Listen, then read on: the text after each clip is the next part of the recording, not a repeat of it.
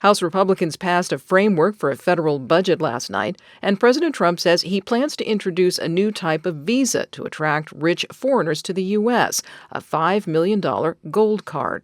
Good morning. I'm Corva Coleman from NPR News, and here are today's top stories. House Republicans passed a framework for a federal budget plan last night. It was on a near-party line vote. It calls for $4.5 trillion in tax cuts, and it slashes $2 trillion in federal spending over a decade. But to succeed, the budget plan has to maneuver through a legislative process in both the House and Senate. It's called reconciliation. House Speaker Mike Johnson is optimistic.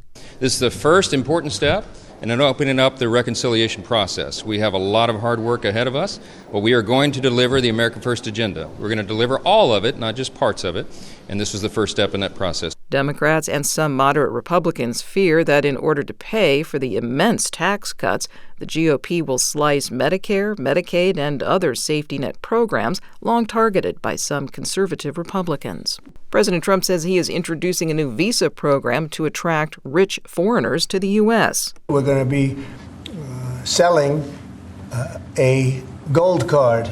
You have a green card. This is a gold card. We're going to be putting a price on that card of about $5 million, and that's going to give you green card privileges plus. It's going to be a route to citizenship. New Commerce Secretary Howard Lutnick says the gold card will replace the current EB-5 immigrant investor visa.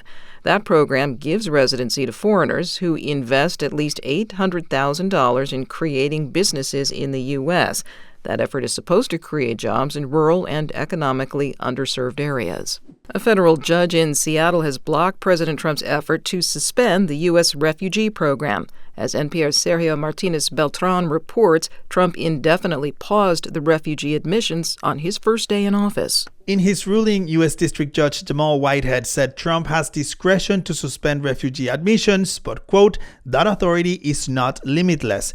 The lawsuit was filed by the International Refugee Assistance Project on behalf of major aid groups who say their ability to provide services to refugees was hampered by the suspension of the U.S. admissions program.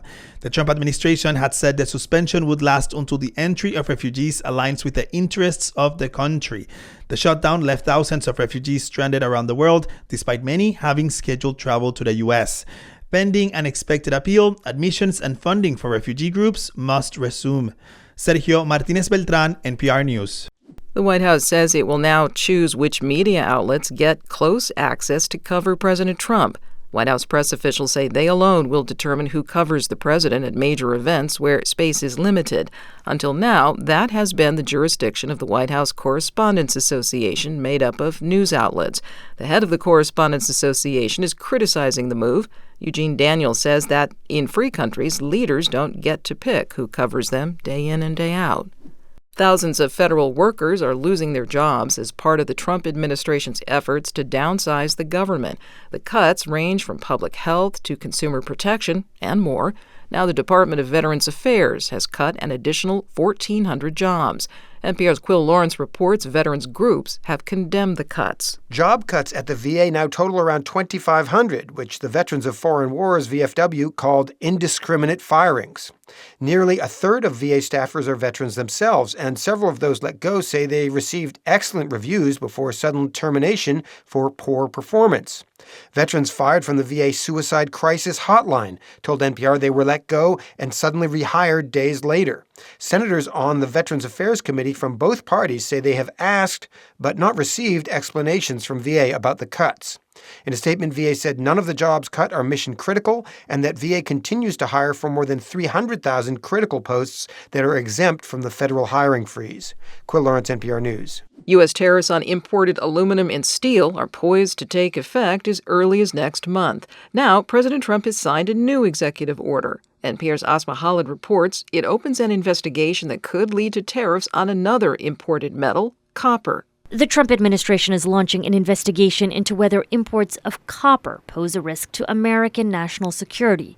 It's using the same legal justification it's used for steel and aluminum tariffs. The White House did not specify how quickly the investigation would happen or what the potential tariff rate might be. Copper is key for emerging technologies like artificial intelligence. A White House official speaking on the condition of anonymity ahead of the announcement told reporters that China has been flooding world markets with subsidized copper, but the top copper producers in the world are actually Chile and Peru.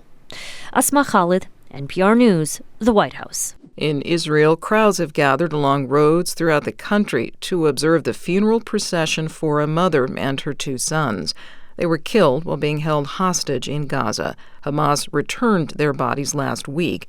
NPR's Daniel Estrin reports from outside a funeral home in central Israel. An entire nation in Israel had been hoping that Shiri Bibas and her young sons, Ariel and Kfir, 4 and 9 months old, would be returned alive from Gaza. And instead today, Israelis are paying their final respects as their bodies are brought for burial. It's 7:45 in the morning, and hundreds of Israelis are standing absolutely silently in the streets. And sometimes they break out in quiet songs singing the Israeli national anthem. They're waiting outside the funeral home as the funeral procession begins here, all the way down to southern Israel, near the border with Gaza, where they're being laid to rest. NPR's Daniel Estrin reporting. A Chinese designer posted a vacation photo online a couple of weeks ago, and it's been a sensation. Guo Qingshan's picture is of a mountain in central China next to the Yangtze River. It looks like a dog's head resting on a riverbank.